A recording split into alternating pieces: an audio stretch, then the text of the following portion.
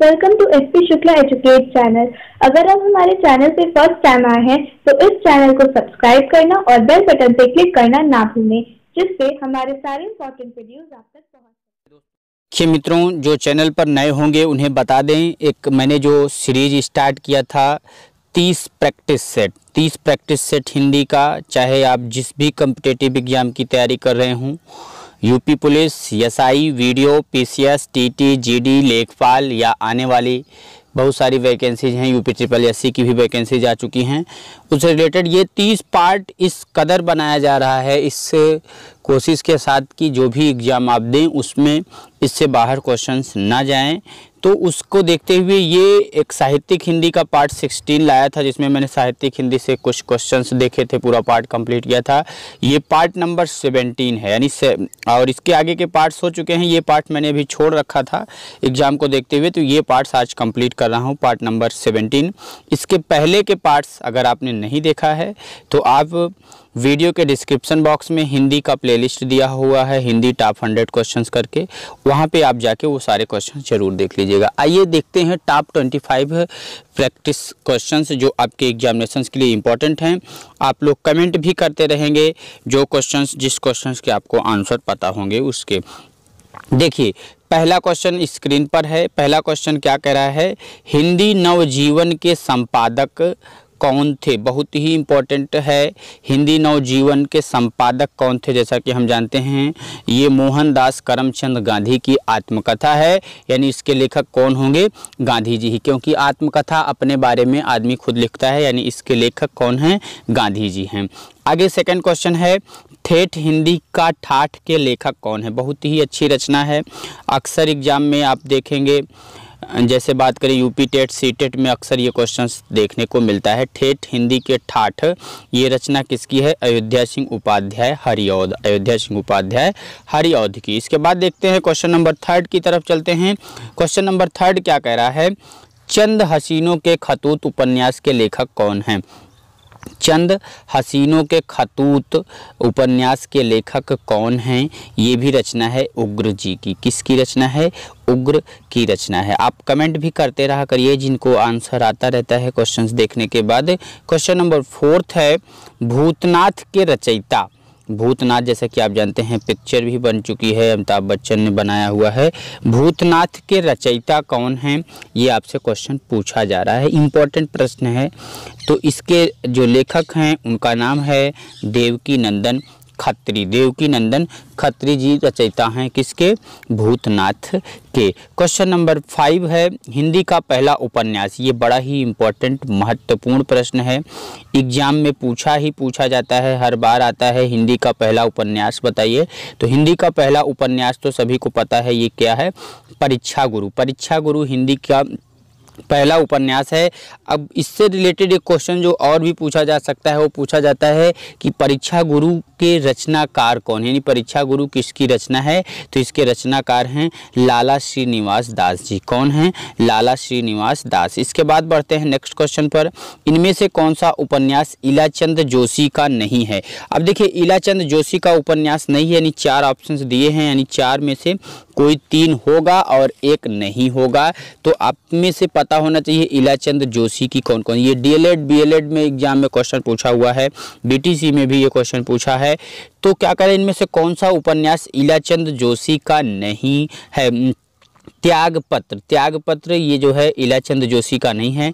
बाकी मुक्तिपथ, सन्यासी और ऋतुचक्र, ये तीनों रचनाएं इलाचंद जोशी की ही है। इसके बाद नेक्स्ट क्वेश्चन है, हिंदी के सुप्रसिद्ध आलोचक उपमा साकार इनमें से कौन से हैं? उपमा साकार इनमें से कौन से हैं? देखिए क्वेश्चन ये होना चाहिए था हिंदी के सुप्रसिद्ध आलोचक नहीं, ये है हिंदी के सुप्रसिद्ध आंचलिक उपन्यासकार। कौन से उपन्यासकार? आंचलिक उपन्यासकार कौन हैं, ये क्वेश्चन है। तो आंचलिक उपन्यास किसे कहा जाता है आपको बता देना चाहेंगे, फणीश्वर नाथ रेणु। कौन है? फणीश्वर नाथ रेणु, यानी ऑप्शन सही हो जाएगा इसका सी, फणीश्वर नाथ रेणु। आगे बात करते हैं क्वेश्चन नंबर 3 पे।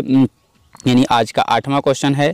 5-5 क्वेश्चंस का एक हर प्रैक्टिस में बनाया हुआ है, तो उसी हिसाब से क्वेश्चन नंबर 3 यानी 8वां क्वेश्चन है, मानस का हंस किसके जीवन पर आधारित उपन्यास है। बड़ा ही इम्पोर्टेंट है और गजब की रचना एक सहज मानव के रूप में वर्णित किया है अमृतलाल नागर ने।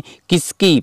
बाबा गोस्वामी तुलसीदास की। किसकी? बाबा गोस्वामी तुलसीदास की। बहुत ही इम्पोर्टेंट रचना है, इसको हमें देख के चलना है। आगे बात करते हैं क्वेश्चन नंबर 4, हिंदी का प्रथम महाकाव्य किसे माना जाता है। ये भी रचना, ऐसा कोई वनडे एग्जाम नहीं है या हम कोई ऐसा एग्जाम ही नहीं कह सकते जिसमें ये ना पूछा जा चुका हो। अब तक ये सारे एग्जामिनेशंस में पूछा जा चुका है क्वेश्चन। अच्छा क्वेश्चन है। हिंदी का प्रथम महाकाव्य पृथ्वीराज रासो। कौन सी रचना है? पृथ्वीराज रासो। इसके रचयिता कौन है, कभी कभी पूछ लेता है, तो चंद बरदाई की रचना है। ये किसकी है? चंद बरदाई की रचना है। इसके बाद देखिए नेक्स्ट क्वेश्चन है, शेष कादंबरी के रचयिता हैं। शेष कादंबरी के रचयिता कौन है, आपको बताना है। ऑप्शन सही होगा इसका डी, अलका शरावगी। अलका शरावगी। थोड़ा सा कलर चेंज करते हैं, इसमें रेड में रेड अच्छा नहीं लग रहा है, कलर नीला कर लेते हैं। देखिए आगे बढ़ते हैं नेक्स्ट क्वेश्चन की तरफ। क्वेश्चन नंबर नेक्स्ट है, यानी आज का क्वेश्चन नंबर 11 है। क्वेश्चन क्या कह रहा है, तरुअर फल नहीं भखत हैं, तरुअर फल नहीं खात हैं, सरोवर पिए न पान प्रस्तुत पंक्ति के रचयिता हैं। यानी इस पंक्ति के रचयिता कौन हैं, आपको बताना है। बहुत ही इम्पोर्टेंट रचना है रहीम दास की। किसकी? रहीम दास ने लिखा है, तरुअर फल नहीं भकत हैं, नदी न सचवे नीर ना। इस तरीके से और भी बहुत सारे रचनाएं हैं, थोड़ा सा अलग अलग किताबों में अलग अलग तरीके से लिखा जाता है। क्वेश्चन नंबर नेक्स्ट है, तरन तनुजा तट तमाल तरुअर बहुछाए झुके कुल 100%। कई बार इसमें पूछा जाता है, बताइए कौन सा अलंकार है। तो आप जानते हैं इसमें एक ही व्यंजन की बार बार आवृत्ति हो रही, इसलिए अनुप्रास अलंकार होगा। लेकिन अब क्वेश्चन क्या है, तरन तनुजा तट तमाल तरुअर बहुछाए किसकी रचना है? ये रचना है भारतेंदु हरिश्चंद्र जी की। किसकी रचना है? भारतेंदु हरिश्चंद्र, आधुनिक हिंदी के जो कि जनक माने जाते हैं। आगे नेक्स्ट क्वेश्चन है, बुंदेलो हर बोलो की मुख हमने सुनी कहानी थी, खूब लड़ी मर्दानी वो तो झांसी वाली रानी थी। ये किसकी रचना है? बड़ी ही वीरतापूर्ण जो है रचना है सुभद्रा कुमारी चौहान की। किसकी रचना है?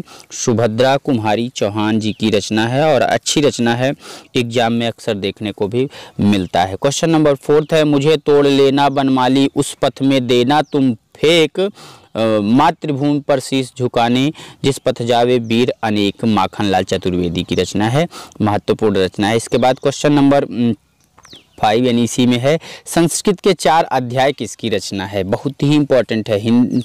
क्या कह रहा है, यानी ये क्वेश्चन नंबर 5 था, वहाँ से लिख उठा है।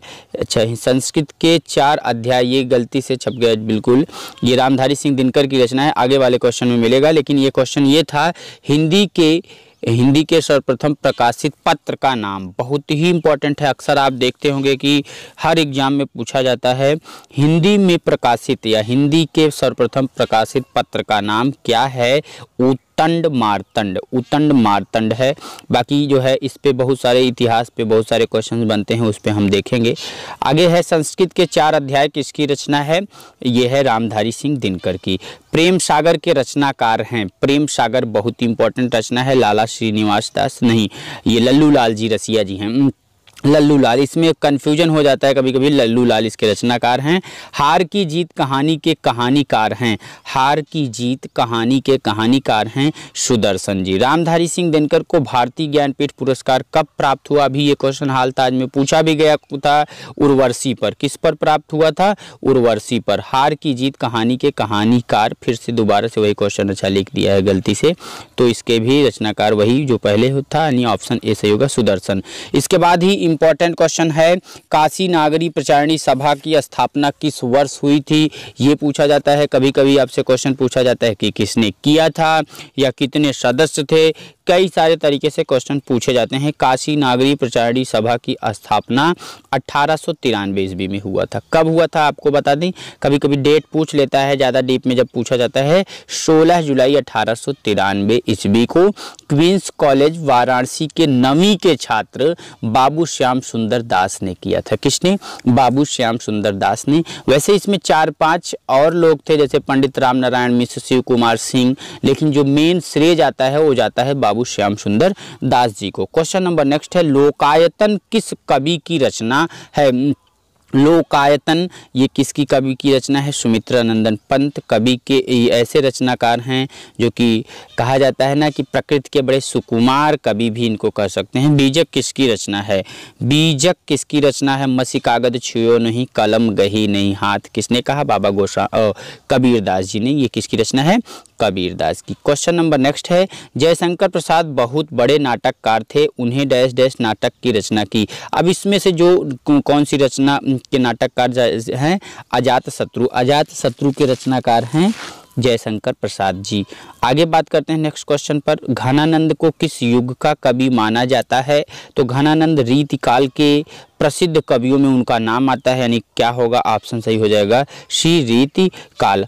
अब देखिए दो क्वेश्चंस आपके लिए क्विज के लिए है, आपको कमेंट करके आपको इसका आंसर बताना है। पहला क्वेश्चन आपको जैसा कि दिख रहा है, विनय पत्रिका के रचनाकार हैं। विनय पत्रिका के रचनाकार कौन हैं? आपको कमेंट करके बताना है। ऑप्शन ए सूरदास, कबीरदास, तुलसीदास, केशवदास, जो भी ऑप्शन सही हो जल्दी से आप कमेंट करिए और बताइए। क्वेश्चन नंबर सेकंड है, यामा के रचयिता हैं।